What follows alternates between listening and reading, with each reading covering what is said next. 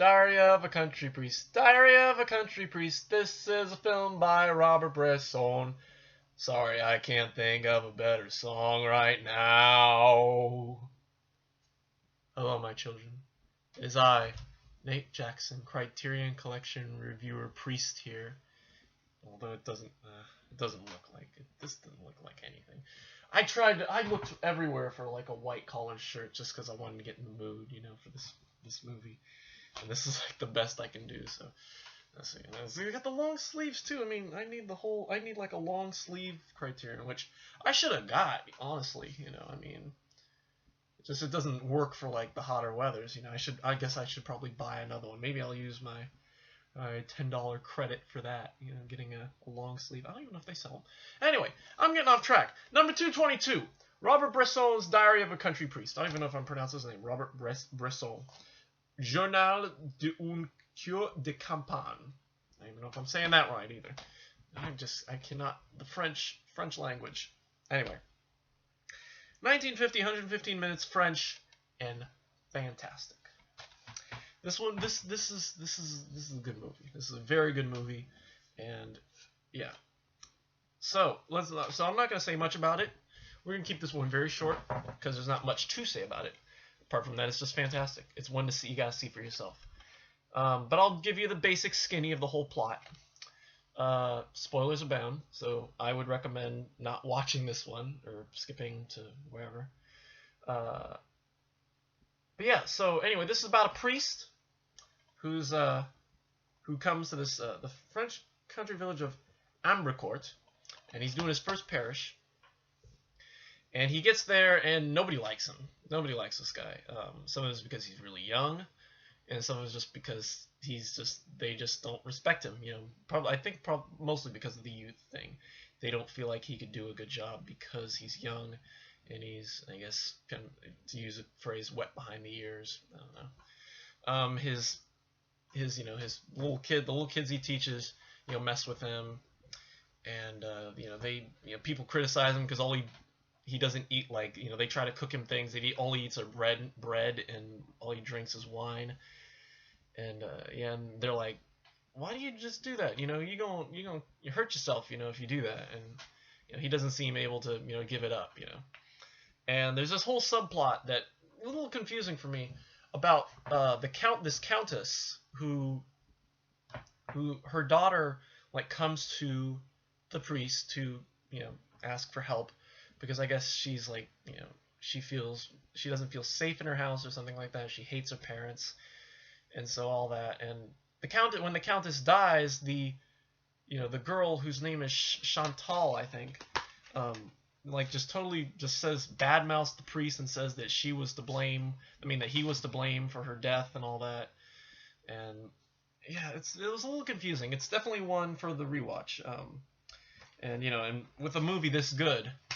This is definitely worth a rewatch.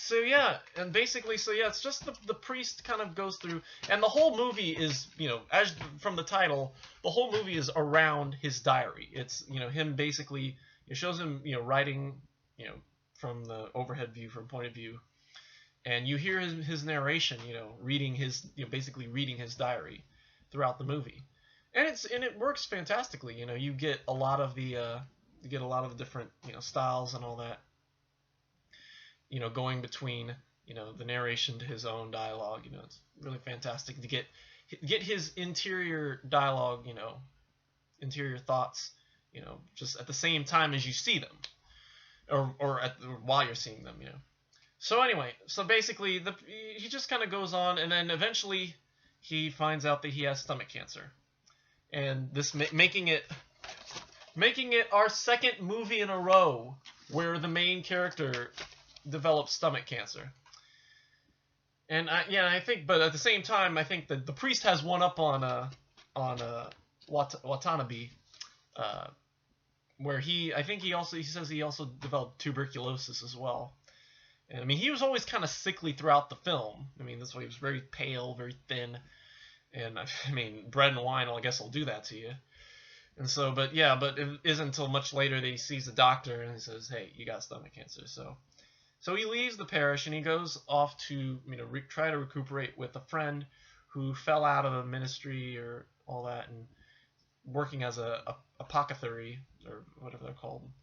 And yeah, he lives with him up to his death. And his last words, the friend he's staying with, reports and says that his last words were "all is grace" or something like that. And that's how and then the priest dies, and it's basically how the movie ends. And so yeah, that's basically all I'm gonna say about it. This is a really fantastic movie. That's all I can say. It's a movie where you get this character who just plays his part so well that you want to see it again and again and again and again and again.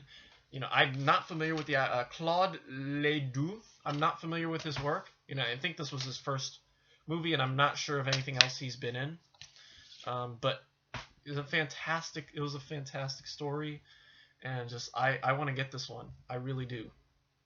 Of course, there's only one problem. If I'm not mistaken, this one's out of print. Why is it all the good Criterion movies are out of print? It's just so pathetic.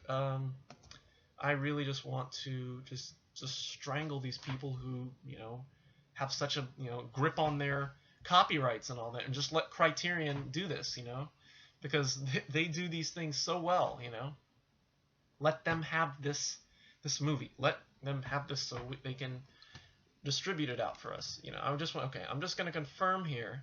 I'm going to confirm that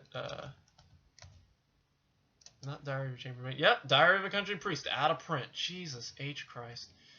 All right, I'm going to take a look on Amazon. I want to find out. Not Diary of a Country Priest. By the way, if I've said county before, it's because I for some reason I kept calling it county. All right, movies. Let's see. How much is this? $210.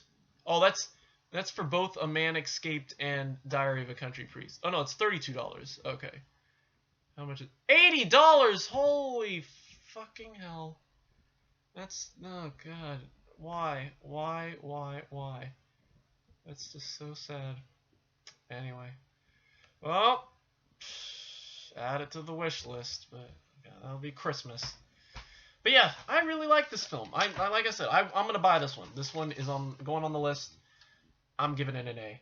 Really fantastic film. The priest, the performance, Claude Ledoux's performance is amazing, and that's all I can really say about it. I really recommend checking this out at least once. It'll make you watch, for lack of a better description. So, and yeah, that's it. No supplements, just trailer. Of course, there's commentary, but we're just concerned about the visual stuff. So, Diary of a Country Priest, great movie, A. So I guess this week we just have two great movies sandwiched together by two really crappy ones. One being Naked Lunch, and the other one being this. You may think, I'm willing to bet you all that I'm going to have a field day with this shit on Saturday. So, I'm warning you, if you like this movie, don't watch Saturday's, Halloween Spookapalooza. That's how scary, it's gonna be. I'm just, scaring you guys, but anyway, so my treat say on Saturday, and of course, on Monday, pick up on South Street, then we're taking a break, and then the week after that, we got 3, Tunes of Glory, Onibaba, and Les Corbeaux. So we'll get to those then. And yeah, that's basically it. So that's it for me. Thank you for watching. Oh jeez, what's a good moral for this one? I can't think of a good moral. Just believe what you want to believe, but at the same time understand that other people's beliefs are different, might be different from yours, and you should not, you shouldn't be this kind of person who just shuts people down just because of who they are, youth and all that, If you got a young priest coming into your town, don't shun him off, Don't shove him off. And don't live on just bread and wine. Get some fruits and vegetables in your diet, okay? That's the best one. Don't if you drink just wine and eat just bread, you won't get stomach cancer and die.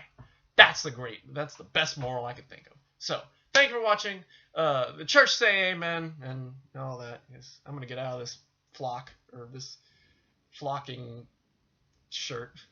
That was a joke. Anyway, thanks for watching. We'll see you on Saturday for this piece of junk. And until then, amen.